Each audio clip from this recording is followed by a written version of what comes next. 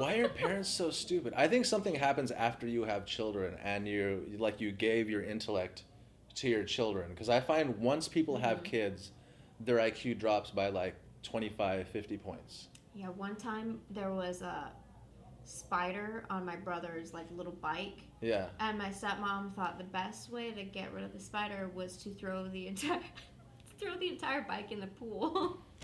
And then like my dad came home. He's like, "What are you doing?" She's like, "There's a spider."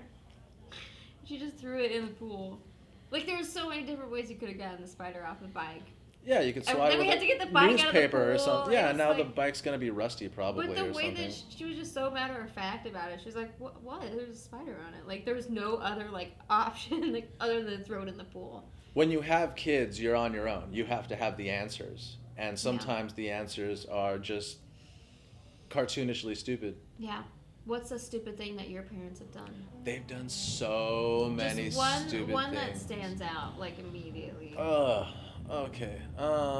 It's funny that you mentioned because I'm just now like actively working on something about my dad because my dad is like the funniest character I've ever met in my life, and that doesn't mean he's a funny person. He's a hilarious person to know. Oh.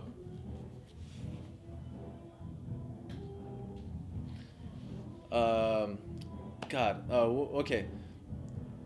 My dad can't remember like names, so he calls my girlfriend girl. She could be a girl. She could be, you know. I mean, yeah. He calls the dog. You know what I mean? Okay. When he was younger, he had a dog named Thunder, a Dalmatian. He loved the dog. The dog loved him. Eventually, the dog ran away or died or whatever. He got another Dalmatian, named it Thunder. He had 6 Dalmatians named Thunder. Wow. He never named it a different name. So for him, they're all the same dog. And so he always tells me about this dog he had named Thunder, and I never know which one he's talking about. And when we got a dog, who was a Cocker Spaniel with freckles all over her face, named Freckles. I thought you were going to say Thunder. I was Still waiting for it. called her Thunder. Oh, really? He still called her Thunder. But I guess, okay, here's a stupid thing. My dad would always leave us in the most dangerous parts of Los Angeles because that's the only place where he would buy property because it was cheap, you know? So that's obviously a sound business investment. He would leave my brother and I to do some manual labor there for 6 to 8 hours. Okay. In- At what age? Like I was like 10 through 13, you know? Trauma. I'm a child.